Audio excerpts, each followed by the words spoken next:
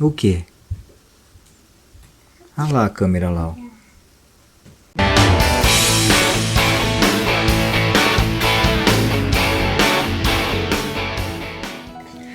Fala pessoal, mais um vídeo aqui pro canal Japão em Família.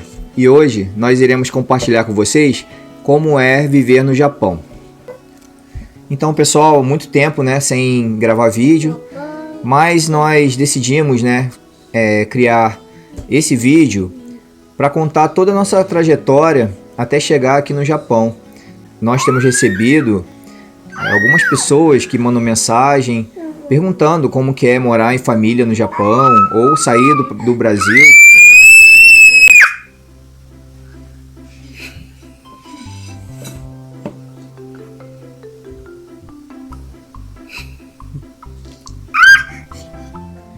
Como é sair do Brasil e como é que é a vida de uma família brasileira morando em outro país. E nós iremos dividir em 3 vídeos contando todo o processo da nossa saída do Brasil, no tempo que nós saímos, comparando também com os tempos atuais. E iremos contar tudo o que acontece com nós brasileiros fora do Brasil, morando em um país estrangeiro.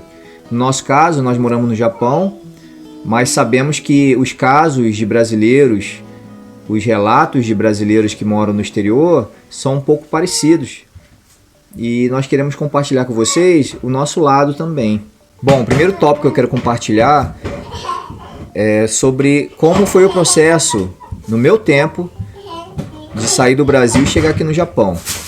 Como eu sou do Rio de Janeiro, eu necessitaria, naquele tempo, de elegibilidade. Então eu deveria ter parentes no Japão para que me mandassem documentos que eu pudesse vir para cá saindo do Rio de Janeiro. Mas como que eu não tinha o contato com os familiares que estavam no Japão naquele momento, então eu preferi pedir transferência da loja que eu trabalhava para São Paulo, porque em São Paulo eu poderia fazer todo o processo, eu poderia estar próximo até das agências e tirar todas as dúvidas, porque naquela época não tinha internet. Foi em 2005 que eu vim para cá e fiz essa transferência para São Paulo. Morei em São Paulo por quase 1 ano e lá fui fazendo toda a documentação, todo o processo, até chegar no grande dia, Porque quando você tá nessa de mudar de país, não é mudar de estado, não é mudar de cidade, é uma coisa muito maior, Porque envolve a distância, envolve idioma, envolve uma série de coisas que você sabe que poderá ter dificuldade. E quando chegou o grande dia de vir para o Japão, foi tudo muito tranquilo. Eu fui, uma van veio me buscar na casa que eu morava, no apartamento, me levou até o aeroporto, e no aeroporto já tinha um grupo para vir para o Japão. Só que naquele tempo, eu não sei como hoje, nós não sabíamos para que cidade, para qualquer lugar que nós viríamos. Somente no Japão nós iríamos ficar sabendo. Então o grupo, a maioria da mesma idade, Naquela época eu tinha 27 anos aproximadamente. E quando viemos para o Japão, chegamos em Tóquio, daí começou a cada grupo se separar, Começou a pegar um grupo para ir para Nagoya, outro grupo para ir para outra região. Eu fui para Nagoya. Uma coisa que eu me lembro que quando eu peguei uma van com um encarregado que me levou até o local que eu ia morar, a cidade que eu iria morar, era o cheiro do arroz, da plantação de arroz. Eu cheguei bem no verão e aquele cheiro muito forte. Hoje eu não consigo mais sentir esse cheiro. Eu moro de frente para uma plantação de arroz e eu não sinto mais esse cheiro. E naquela época, quando eu cheguei, foi um cheiro muito forte, uma coisa que me marcou. Eu fiquei impressionado. A vegetação até que não, mas A estrutura das vias, tudo muito bem organizado, muito limpo. Isso aí também foi uma boa impressão que eu tive do Japão. Quer água? A primeira vez foram os meus irmãos que mandaram os documentos, né? Foi a carta de garantia, se eu não me engano. Carta de garantia. E só, como eu sou da segunda geração, foi mais fácil, né? Não precisou ficar tirando elegibilidade, essas coisas assim. Aí aqui eu vim por essa agência, por uma agência também, né, que traz os... Eu vim por uma agência que faz esse intercâmbio de trabalhadores e foi direto não, eu vim para o aeroporto de Narita, desembarquei em Narita. Bom, saí lá de Maringá e fui para São Paulo, né? E desembarquei em Narita. Desembarcando em Narita, aqui no Japão, tinha um pessoal da empreiteira que eu ia trabalhar me esperando. Aí eu fui com eles me levaram até uma pousada de trabalhadores ali em Kanagawa. Aí de Kanagawa eu fiquei lá uma noite. Aí no dia seguinte eu já fui pra Yamanashi-ken, onde estavam os meus irmãos. E lá eu fiquei trabalhando, né? Então, aí eu peguei e fiquei na casa do meu irmão. E lá eu trabalhava. E agora a gente quer falar mais ou menos da diferença do tempo que nós viemos pro Japão a primeira vez, né? Para hoje. Pelo que nós temos acompanhado, ouvido as pessoas falarem. E sabemos que hoje a dificuldade é bem maior do que no nosso tempo. Cada ano que foi passando, o governo foi mudando regras para estrangeiros aqui no Japão, para aceitar os estrangeiros. Por exemplo, quando cheguei aqui no Japão, em 2005, não tinha acesso a smartphone, né? Então a primeira coisa que eu fiz foi trocar dinheiro, um pouco de dinheiro que eu trouxe, em moeda para poder ir num telefone público que aceita ligações internacionais, para poder ligar para alguém no Brasil, para dizer que chegou, né?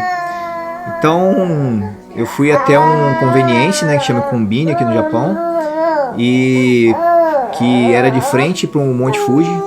Foi uma imagem que ficou gravada na minha mente. E comecei a colocar as moedas, eu não sabia nem quantas moedas eu poderia usar. Comecei a colocar as moedas, moedas de 100 ienes, moedas de 10 ienes, e aí ia testando e caindo a ligação, e fui. Às vezes enchia de moeda e ia caindo uma moeda atrás da outra, para poder falar alguma coisinha para o pessoal lá no Brasil. E falei como é que foi e tal, cheguei e tal, tá tudo bem. E daí fui pro apartamento que a empreiteira, naquela época, ela fornecia. E no meu tempo, o apartamento geralmente era da empreiteira. Então, você chegava aqui e não sabia o quanto você ia pagar de aluguel. Não sabia se era muito, se era pouco. E quando você às vezes conversava na fábrica com outros brasileiros, você via que o preço era absurdo, né? Mas era o jeito deles ganharem dinheiro em cima da gente, né? Então o nosso tempo foi um pouco sofrido pela falta de informação. Hoje essa informação que nós passamos para você, no nosso tempo não tinha. Você não conseguia essa informação se não fosse por parente. E mesmo assim a comunicação com parente era muito escassa, né? Quem estava aqui no Japão e quem estava no Brasil. Então você não conseguia esse contato assim. E nesse tempo, eu me lembro que quando eu fui pro apartamento, não tinha nada. Só tinha uma geladeira, uma máquina de lavar, um fogão e um futon, né, para você dormir, e uma televisão no chão. Mas a estrutura do apartamento tinha tudo, né? Tinha chuveiro, tinha tudo que o Japão oferece, né, com qualidade, né? Naquele tempo também, quando você chegava aqui no Japão, você pegava dinheiro emprestado, né? Ou você optava em somente esperar sair o pagamento, né? E eu optei em esperar sair o pagamento. Então, um pouco dinheiro que eu trouxe, eu ia numas lojas bem baratinhas e começava a comprar esses biscoitos ou lamen bem baratinho. Fiquei basicamente um mês comendo só coisinha baratinha dessas lojas de Ryakuen. Então foi um período que eu andava muito de bicicleta. Aqui, quando você vem pro Japão, da primeira vez, você não tem ninguém, a primeira coisa que você vai fazer é comprar uma bicicleta, né? Porque é o meio mais rápido de você se locomover, ir até a fábrica e voltar, ou ir fazer alguma compra, né? Então, da minha casa até a fábrica levava meia hora de bicicleta. Então, foi bem sofrido. Eu emagreci muito, assim, em um mês. Me lembro que foi coisa assim de perder mais de 15 quilos. Foi absurdo, né? Eu me lembro também que naquele tempo, como o acesso à informação era muito escassa, você dependia muito da informação das pessoas que estavam na fábrica, né? Então, se você tivesse um pessoal legal lá, uns brasileiros legais, eles te informavam, né, o que fazer, os melhores caminhos, né, o que melhor tomar, né. Hoje você já consegue sair do Brasil com a informação completa, com um contato aqui no Japão, fazendo até amizade. Hoje, acredito que é muito mais fácil você estar morando em outro país, porque a internet, ela te possibilita isso. Por exemplo, se você chega aqui no Japão hoje, você consegue ir numa loja dessas de telefonia e pegar um telefone, um iPhone de última geração, que vai ser parcelado para você, ou às vezes, dependendo do seu visto, você não consegue, né? Você pega assim um aparelho mais barato e até você tirar um visto melhor, de 3 anos e tudo mais, aí sim você consegue tirar um aparelho melhor. Mas mesmo assim, você tem acesso à internet, você conversa diariamente com as pessoas do Brasil, as pessoas sabem da sua vida aqui quase que diariamente, quase que imediato. O que você faz, você posta e a pessoa já está sabendo. Então, hoje é muito mais fácil essa questão de informação. No meu tempo, eu me lembro que a ansiedade era muito grande, porque você parece que tirou de você... O que? Amê? Quando eu consegui o meu primeiro telefone aqui, que não era um smartphone, eu comecei a me comunicar através de e-mail com muita gente no Brasil. Então passava o e-mail tipo como fosse uma carta e ia me comunicando. Quando eu saía também para fazer compra, muitas das vezes eu não sabia nem lidar com a moeda, né? Eu não sabia qual era a moeda que... Eu sempre levava o dinheiro a mais e dava o dinheiro, uma nota grande, sabendo que o que voltaria. Então, porque às vezes aqui no Japão, a forma de escrever o valor é bem diferente, né? Então você confunde.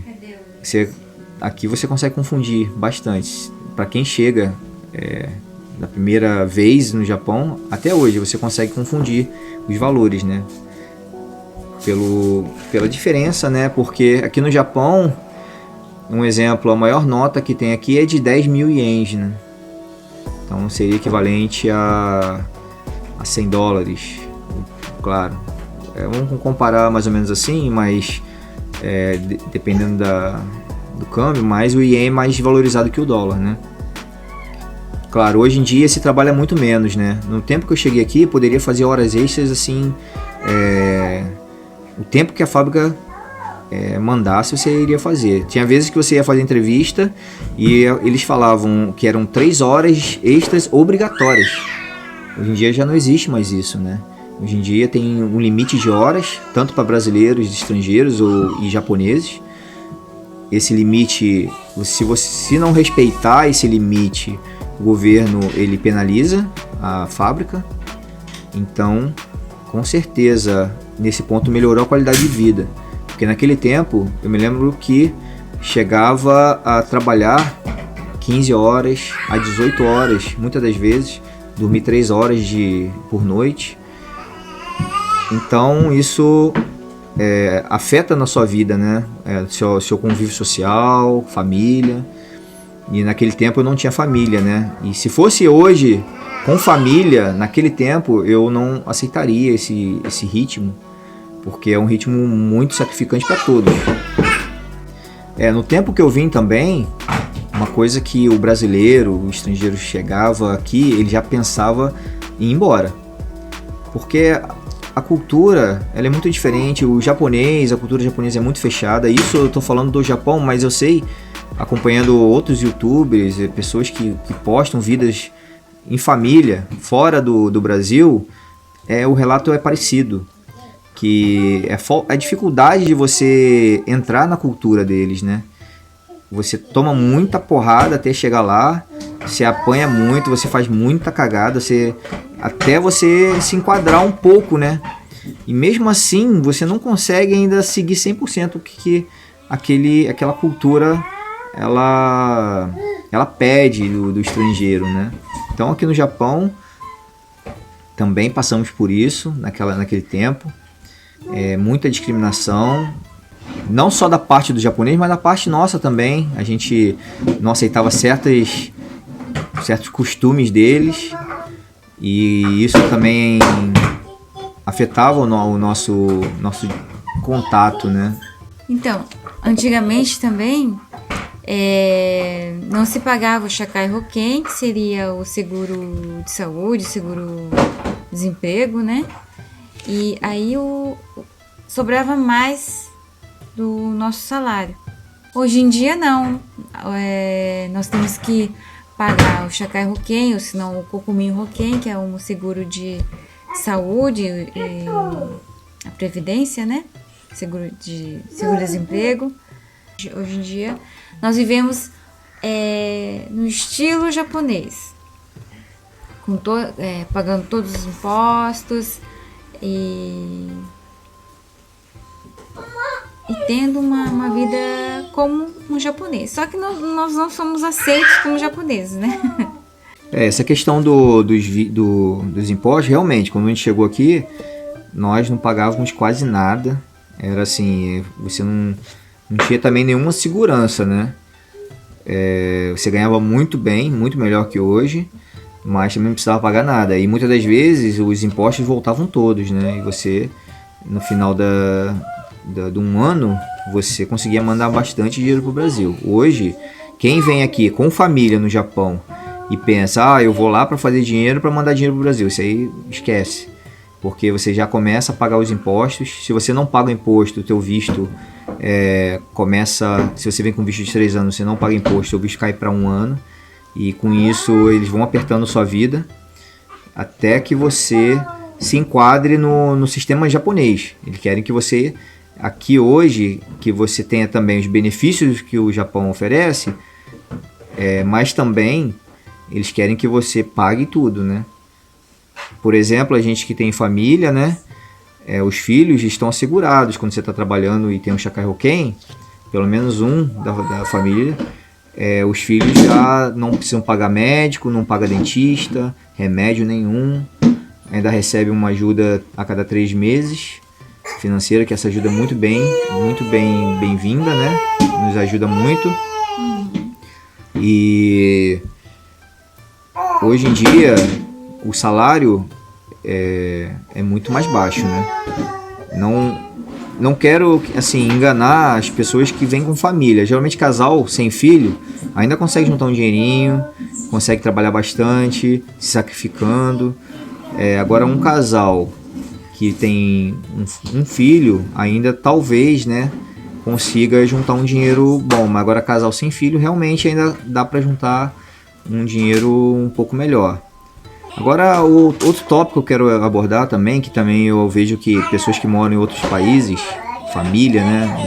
Eu tô abordando aqui mais falando família porque é a curiosidade maior que eu notei, né? De pessoas que têm filhos e querem sair do Brasil. Pessoas que são solteiras têm a facilidade muito grande, né? Pode ir para qualquer lugar do mundo. Agora, quando você tem um filho, você vai largar ele para trás? Você vai sair do Brasil e largar ele para trás com os avós? E você não sabe nem quantos anos você vai ficar fora, realmente você deve pensar muito bem nisso, né? Então eu vejo que pessoas que procuram o canal são pessoas que têm filhos, então querem saber como sair do Brasil com filhos. Exemplo, questão do idioma. Para nós, eu que não falo idioma, nós falamos assim um nível bem... Eu falo bem menos, a Sanai ela fala um nível um pouco melhor que o meu, e o idioma realmente é uma dificuldade para você se enquadrar na sociedade. Em qualquer país que você for morar, e aqui no Japão tem um problema ainda da escrita, né? Que, por um exemplo, quando você mora num país de língua inglesa, você ainda consegue olhar as placas e consegue ainda estudar, aprender sozinho, né? Agora, quando você vê um kanji ou vê algo assim como aqui no Japão, você não tem... você não consegue entender aquilo ali, você não consegue por si só entender, estudar sozinho. Oi, o que foi? A gente tá falando ali com a câmera ali, ó, bebê.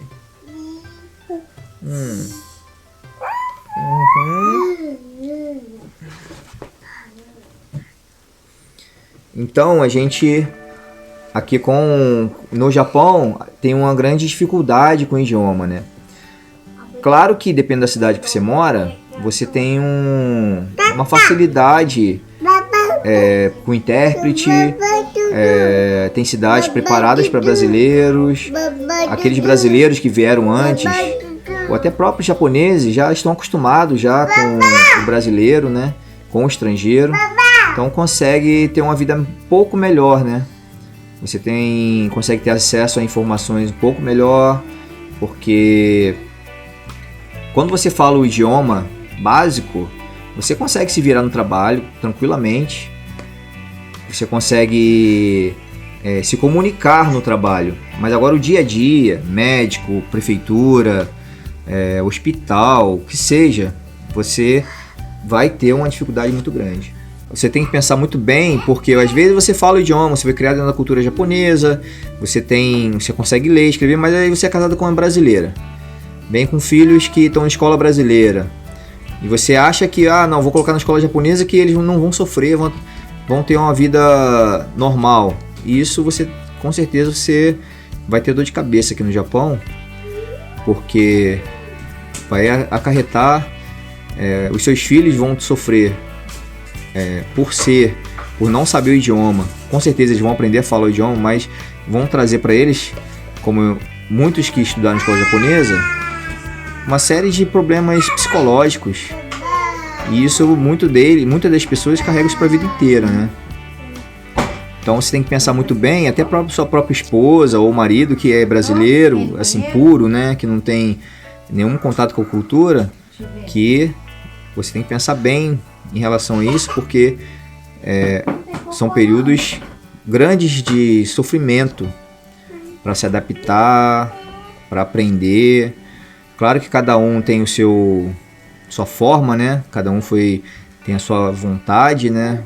Sua força de vontade, mas o que eu vivenciei, o que eu tive de experiência aqui no Japão, foram pessoas que chegaram aqui e sofreram muito mesmo, para poder conseguir ter uma vida razoável aqui, de convívio, com um pouco de harmonia, né? Como a Sanai ela é filha de japonês, ela ainda tem um contato um pouco melhor, consegue trabalhar só em fábrica que tenha só japoneses, não precisa de auxílio nenhum. O máximo o que ela não entende, ela consegue se expressar e pedir ajuda. Então, são casos e casos, né? Então isso tudo você tem que analisar. Ter filhos em escola japonesa é bom se ele já tem o domínio do idioma português. Se ele não tem o domínio do idioma português, também você vai demorar a entender o que o seu filho quer da vida, o que o seu filho tem de problemas, né? Se eles têm um domínio do idioma português, vão chegar em casa, vão conversar com vocês e vão resolver os problemas com facilidade. Agora, quando ele não tem o domínio, ele começa a aprender o japonês e ficar só no japonês, ele geralmente se fecha e você não vai saber muita coisa, né, do que acontece com ele no dia a dia dele. E hoje em dia você encontra na internet cursos gratuitos no YouTube, você encontra diversos cursos que é interessante você fazer para que você venha um pouco mais preparado, né, para o Japão. E se você for para a Alemanha ou para qualquer outro país, também é interessante você fazer esse curso para você chegar com um idioma um pouco mais afiado. Aproveitando a facilidade, né, da informação, isso hoje você pode tirar aí 1 a 2 horas por dia para estar estudando, né, o idioma. Quando você chega no Japão e você fala que vai trabalhar e estudar, em certos casos você não consegue, porque o trabalho é tão desgastante que você chega no final do dia, você não consegue se dedicar tanto. Então você vai ter que adequar um trabalho um pouco mais leve com o estudo, até você aprender a falar o idioma. Depois que você aprender a falar o idioma... As cidades que tem muitos brasileiros, eles estão mais familiarizados com nós brasileiros, né? Então, muitas vezes eles mandam os recadinhos em português, e as professoras tentam se comunicar de uma forma mais simples conosco. Então há uma facilidade, né, nessa questão nas escolas, né? Se a gente tem filhos nas creches, nas escolas públicas. Agora, as mães que vão para uma região do país que não tem tantos brasileiros, uma concentração de brasileiros, eu acredito que elas vão sentir um pouquinho mais dificuldade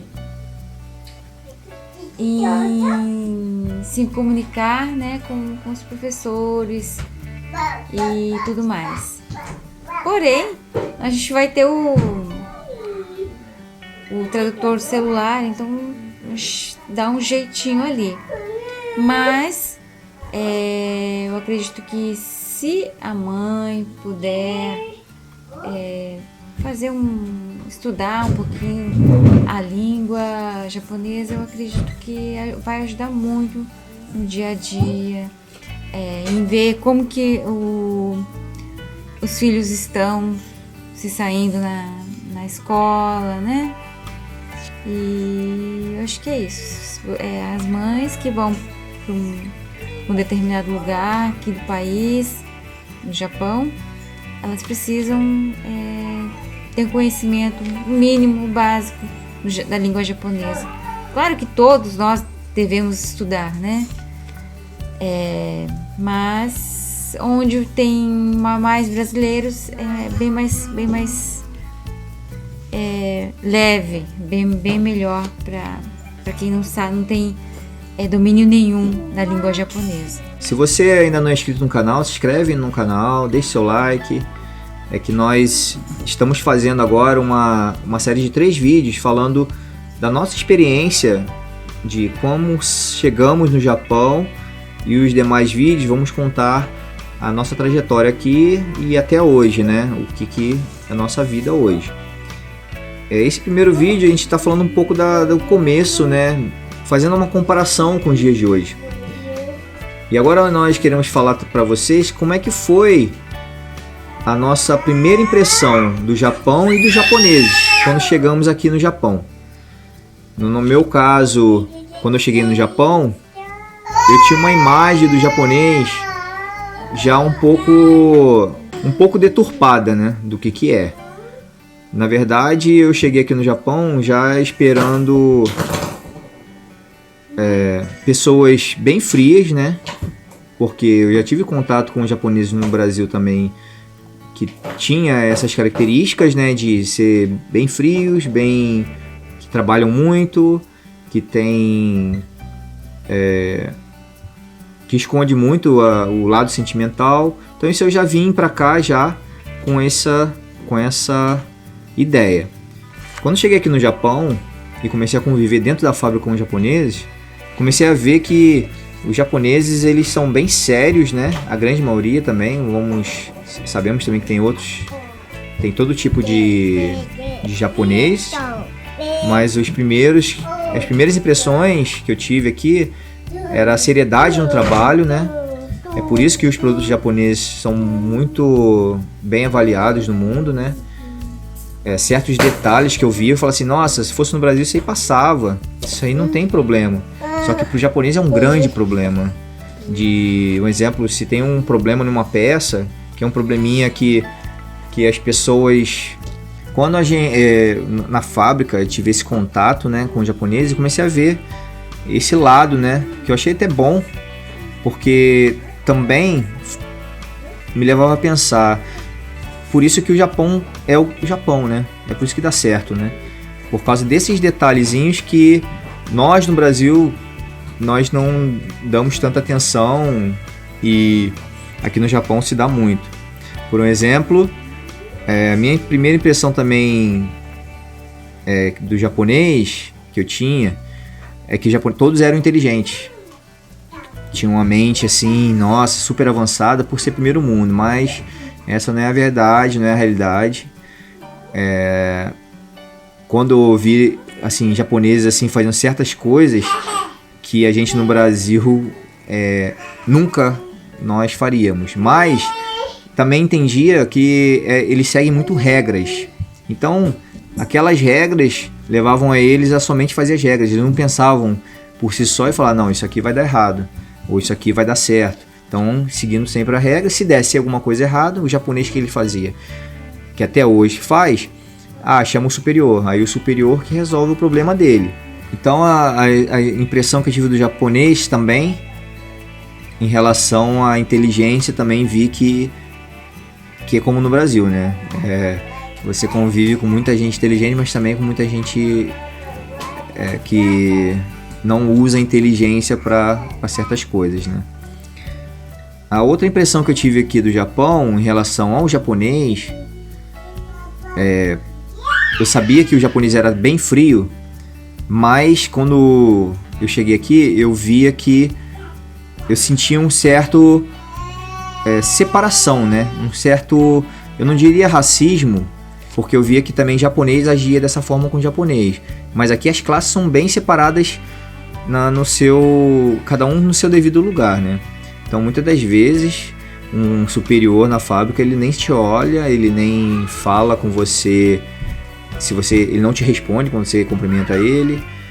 Então se você não sabe jogar esse jogo, você vai sentir um grande baque, porque você acha que o japonês é educado, mas existe uma regra aqui no Japão, né? Existem regras aqui que você tem que entender, né? Que aqui a hierarquia é muito respeitada e o respeito deles é diferente do nosso, né? O respeito deles muitas das vezes extrapola, né?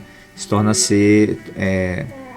parece uma indiferença em relação a você, um racismo, um preconceito, que com certeza também você vai ter essa impressão aqui, né? Você vai sentir que o japonês ele tem muito preconceito, né? Então já é institucional, já é na cultura deles, né? Então o que é feito por estrangeiro se desconfia e o que é feito por japonês é o melhor, né? Então essa supervalorização do trabalho japonês é algo que você vai ver aqui no Japão. Por exemplo, eles têm uma discriminação também com eles mesmos, né? Aquelas pessoas que são mais pacatas, que são mais, vamos dizer, simples, japoneses mais simples. Os superiores, tem alguns superiores que ficam fazendo bullying com essas pessoas dentro da fábrica, né? Eu presenciei algumas vezes. A primeira impressão, uma das impressões também que eu tive quando eu cheguei aqui no Japão, as primeiras, né? Que claro, hoje nós estamos falando daquilo que a gente viu no começo, né? Que já mudou, a gente já tem outras ideias, já conseguimos entender também a própria cultura japonesa melhor. A gente sabe que nós estamos aqui no Japão, mas o Japão ele nunca vai considerar nós como japoneses. E até os nossos filhos sofrerão isso. Claro que serão incluídos, né, no mercado de trabalho, caso nós moremos aqui no Japão a nossa vida inteira, eles também. Mas ainda, dependendo da profissão, vai ter um certo tipo de preconceito pelo fato de ser estrangeiro. Claro que entendemos, né, agora muita coisa em relação a isso, porque foi um país que sofreu muito com guerra, né? Então eles têm essa desconfiança ainda com estrangeiros. A primeira impressão também é que aqui a comida era péssima. Quando eu cheguei aqui eu já vim preparado, eu vim com a mala com um saco de feijão, eu vim com panela de pressão, eu vim com algumas coisinhas do Brasil que eu achava que naquela época eu nunca mais ia comer, né? Eu pensei que ia comer só se alguém viesse do Brasil e trouxesse. Olha que eu vim em 2005, né? Mas eu tinha a impressão que a comida era péssima, né, aqui no Japão. E hoje, claro, logo no início, nos primeiros meses, eu já quebrei essa imagem, né? Que a comida era ruim. E hoje, nossa, eu acredito que é uma das melhores do mundo, realmente, né? Claro que tem as famosas que tem no Brasil, mas tem outras comidas que tem aqui no Japão que não são tão famosas, mas também são deliciosas, né? Eu fiquei muito tempo sem comer comida brasileira. Hoje eu moro numa cidade que tem mercados brasileiros, então hoje a nossa alimentação é basicamente comida brasileira, né? Mas eu consegui ficar muito tempo sem comer devido aos pratos que tem aqui no Japão, né? Comida. Aqui no Japão também você encontra todo tipo de comida que tem no mundo, né? Fast food e tudo mais. No meu caso, eu já não tive tanto problema assim em relação à alimentação, porque lá em casa, na casa dos meus pais, a comida era feita com um saborzinho japonês, né? Então eu não tive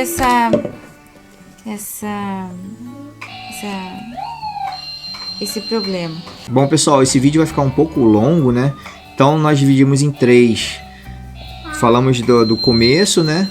Se você assistiu esse vídeo e passou por outras situações, coloca aí no comentário. Ajuda o pessoal que tá querendo sair do Brasil em família, né? Então, pessoal, esse foi o primeiro vídeo. Para não ficar tão longo, nós vamos estar postando o segundo vídeo, que iremos abordar salários, diferentes tipos de trabalhos. Então, pessoal, foi isso aí. Espero que vocês tenham gostado. E deixe seu like e até o próximo vídeo. Até mais. Tchau.